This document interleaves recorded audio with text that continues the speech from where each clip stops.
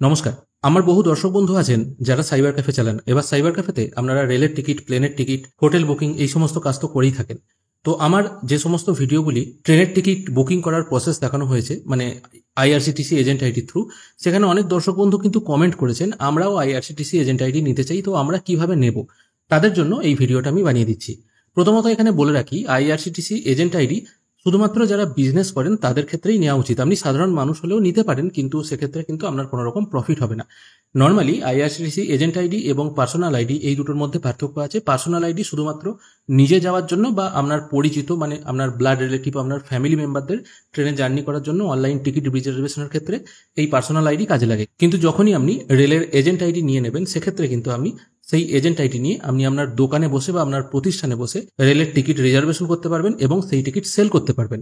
Personal ID থেকে আপনি যদি টিকিট বুকিং করেন, সেই টিকিট কিন্তু সেল করা অ্যাকচুয়ালি ইলিগাল। তাই আপনাদেরকে বলবো, আপনারা যারা ছোটখাটো সাইবার ক্যাফে বিজনেস শুরু করেছেন তারা অবশ্যই একটি রেলের আইডি নিয়ে কাজ করুন। অনেকে হয়তো বলতে পারেন আমাদের দোকানে তো খুব বেশি টিকিট হয় না, তো আমরা পার্সোনাল আইডি থেকে কাজ করি, তাহলে অসুবিধা কি আছে? অসুবিধা কিছুই নেই, কিন্তু যদি কোনোদিন ফেঁসে যান, একটা দুটো টিকিটের জন্যও কিন্তু আপনারা ফেঁসে যেতে পারেন। তাই আপনারা আইআরসিটিসি এজেন্ট আইডি নিয়ে কাজ করতে পারেন। তাই আপনাদের জন্য আমি একটি বেশ ভালো পোর্টালের কথা বলবো, সেটা হলো রিয়া ট্রাভেলস। অনেকে হয়তো রিয়া ট্রাভেলস থেকে কাজও করেছেন। এটা খুবই পপুলার একটি পোর্টাল। মোটামুটি 1980 সাল থেকে এই পোর্টাল কাজ করছে, খুব ভালোভাবে কিন্তু এই পোর্টাল কাজ করছে। শুধুমাত্র ইন্ডিয়াতে নয়, টোটাল ওয়ার্ল্ড বেস কিন্তু এদের সার্ভিস চালু আছে। প্রথমে আমরা দেখে নেব এই রিয়া ট্রাভেলস থেকে আপনারা কি কি সার্ভিস পাবেন। রিয়া ট্রাভেলস এর দুটি ওয়েবসাইট আছে, একটা হলো B2B ওয়েবসাইট আর একটা হলো B2C ওয়েবসাইট।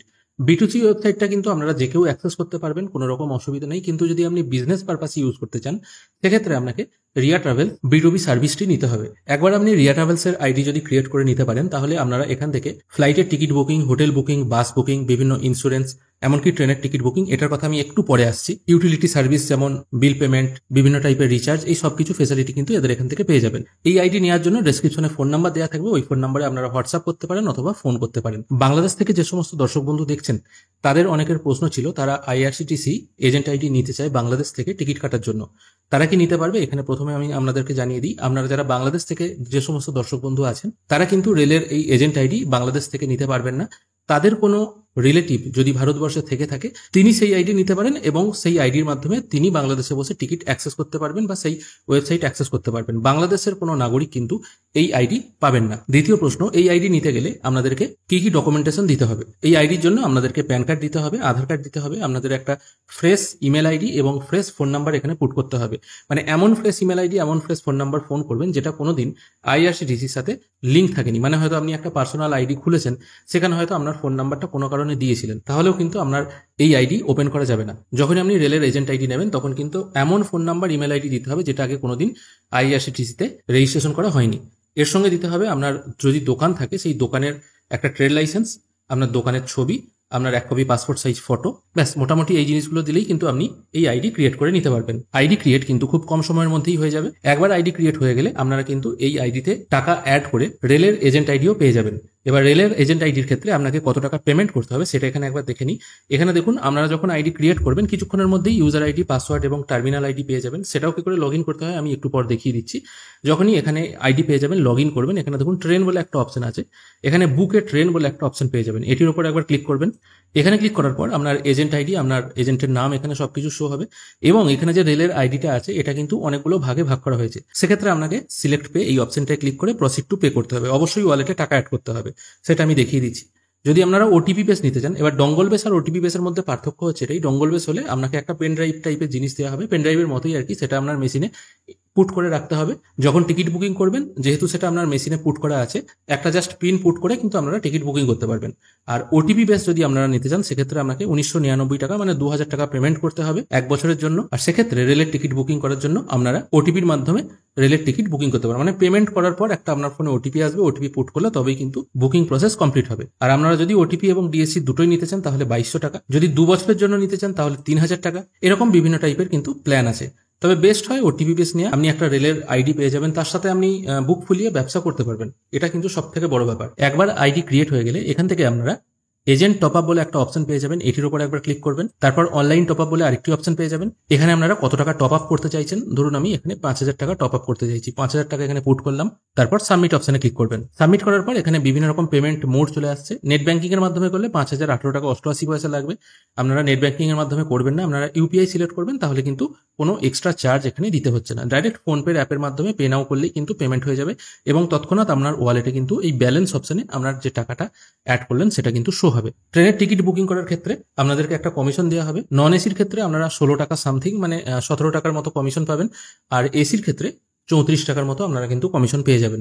আর এখানে আরেকটা কথা বলার, প্রতি বছর কিন্তু আপনাকে 1500 টাকা দিতে হবে না, আপনাদের রিনিউয়াল চার্জ কিন্তু এর থেকে অনেক কম। মোটামুটি আমি যতদূর জানি 1200 টাকার মতো হয়তো রিনিউয়াল চার্জ আছে।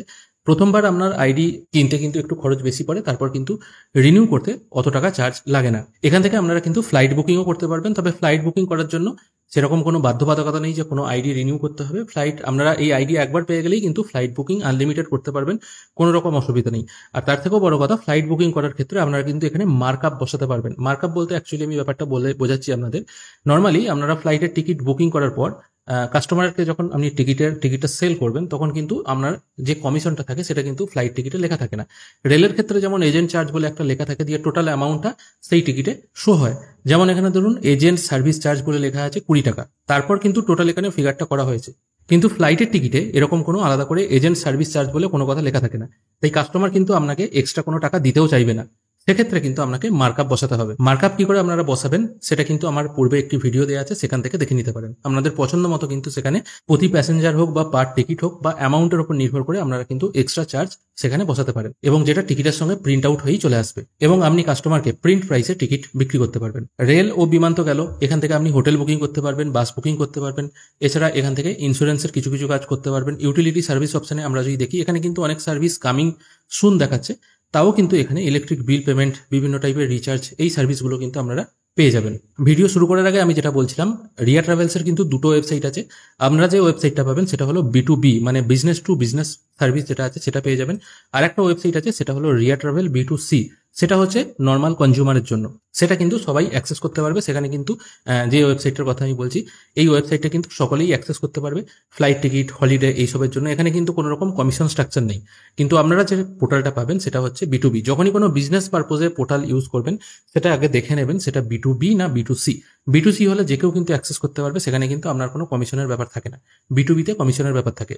আপনি যে সমস্ত ডকুমেন্টগুলো প্রয়োজন আছে বললাম এই আইডি নেওয়ার জন্য, সেগুলো যখনই আপনি ডেসক্রিপশনে দেওয়ার নাম্বারে পাঠাবেন, সেখান থেকে আপনাকে টার্মিনাল আইডি, ইউজার নেম এবং পাসওয়ার্ড পাঠিয়ে দেওয়া হবে, এবং সঙ্গে সঙ্গে আপনি লগ ইন করতে পারবেন। লগ ইন প্রসেস খুবই ইজি, কোনো রকম অসুবিধা নেই। লগ ইন করার জন্য সবকিছু এখানে পুট করে ইমেলে এবং ফোন নাম্বারে ওটিপি আসবে, সেই ওটিপিটা পুট করে কিন্তু আপনি মেন ড্যাশবোর্ড অ্যাক্সেস করতে পারবেন।